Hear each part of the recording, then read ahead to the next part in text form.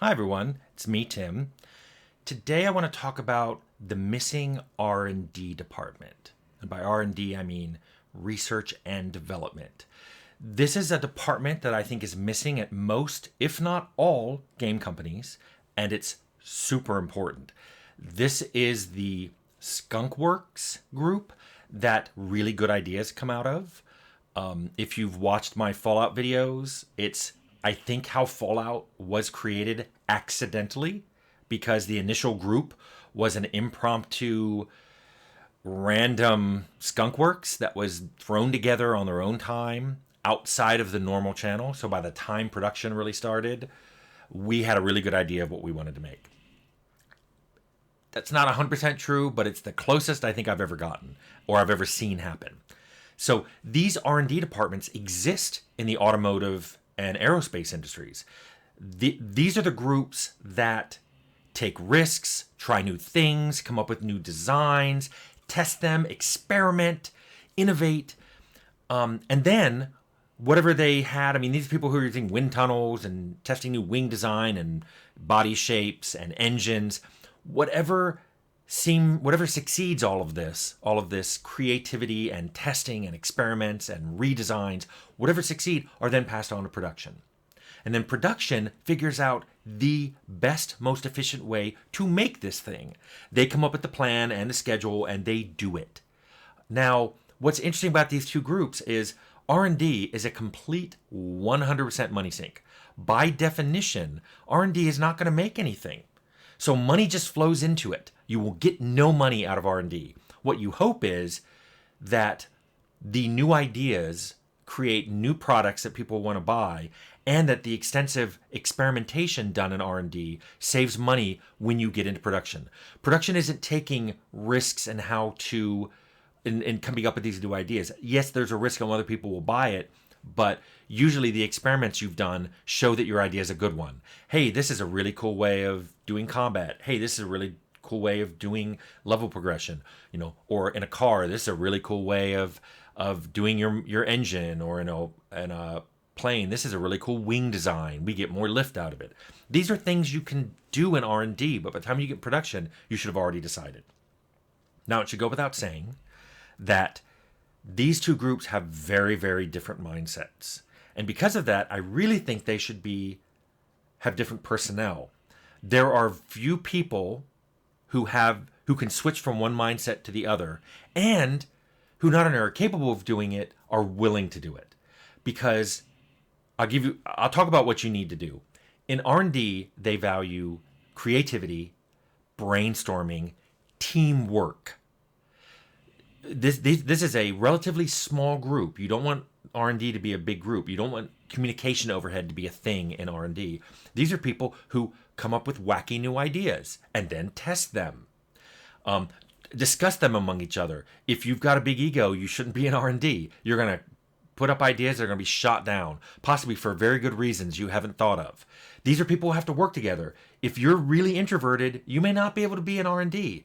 This is the time where brainstorming happens. You've got to be able to work with people. You've got to find a way of saying your ideas, having them critiqued in a way you will accept, and testing and moving on and iterating. This is super important for R&D.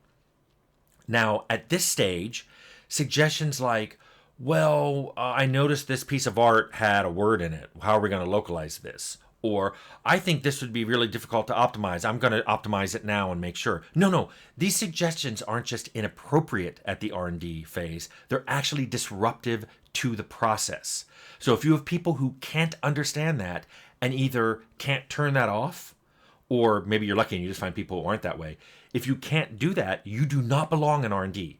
You will disrupt R&D. You are a net negative to R&D. However, and also, before I go into production, if you're just a thinker, you're also not right for R&D. You have to come up with ideas, but then you have to try to instantiate them as quickly as possible into a prototype to test them. So if you're a creative thinker that just says and doesn't do, there's no room for you in R&D. You have to be able to realize some of your ideas. This may mean that you are really good at cross-disciplinary work, or it may mean that you're really good at listening to someone else's, like if you're an artist and you're really good at listening to a programmer and going, I'm going to create this thing exactly what you said. Oh, look, this does work better to have like geosets for a dungeon. Wow, this is really cool. I have some ideas of how we could make this better, but I'll put that in the report to production. If you can't do that, you don't belong in R&D either. Now, production is a totally different thing. Production values efficiency, scheduling, completion. This is usually a different group of people. Or, like I said, if it's someone who can do both, he now has to turn off his innovative, risk-taking part of his brain and just focus on getting things done. I've worked with people who are so good at efficiency and scheduling that I basically want them on my team, because that's what you want during the production phase. You need people who want clear direction. You may even want people who need clear direction. This is the phase you want that person. This is where localization and optimization occur. This is where the same person who might have said during R&D, how are we going to localize this? This is where you want someone during production to go, whoa, okay, there's a lot of art here, and it's got words embedded in it. We can't do that because when we localize the game, this has to be translated to different languages, and they're not going to remake art. This is where you're like, hey, I know how to put the words into the texture algorithmically, and not so an artist doesn't have to do that. So we can still have signs that have words on them, but it's handled through localization. These are the people who get the game over the finish line. I've worked with so many people like this who, at the beginning of the game, they don't seem that important. But by the end of the game, these are the people who are optimizing and getting your frame rate up. They're clearing bugs out of the queue.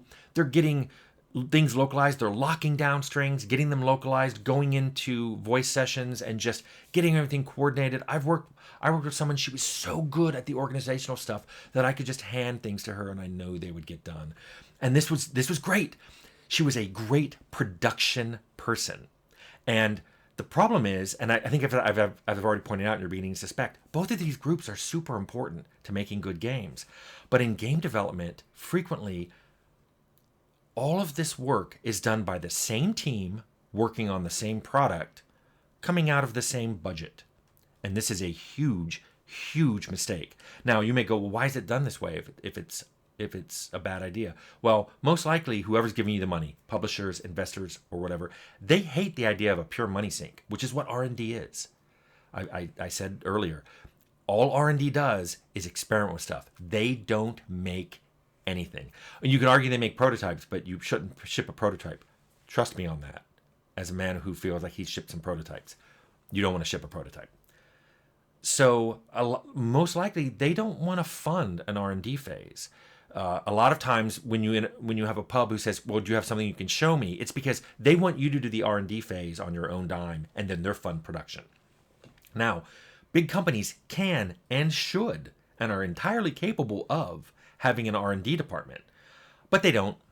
For a lot of reasons. They don't see the value, or they think they're being clever by having someone else throw the money into the R&D, and then they come along for production. But let me tell you what the end result is of having one team who tries to be good at both R&D and at production. It results in one of two games. Game one is a really neat game with a bunch of cool features, but sometimes they're disconnected and they don't work well together, and the playtime is really short, and there's a lot of bugs, and the frame rate slows down a lot. Sound familiar? Or you have a game that's slick. It has the smoothest presentation.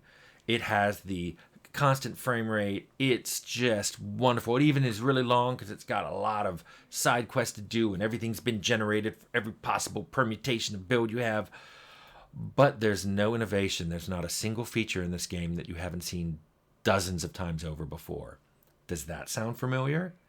I think those two games describe a lot of our industry. And where it doesn't, it's because I think a game had a really good R&D phase. But that is rare. I think R&D phases are needed. I think I've made a really good argument here why you not only have to have a good R&D phase, but you need to consider that it's a different group of people working at a different time frame, different expectations from management, and on a different budget, because you are never, ever, ever going to make money out of R&D. You have to consider R&D to be an investment. You grow a bunch of things there. One of them may pay off once it's handed off to production. But production are the people who make the thing that you actually sell. Car companies, aerospace companies, they've done this for decades. The game industry doesn't do it, and I think it hurts them. So that is my unasked for but provided diatribe on the missing R&D department in game development.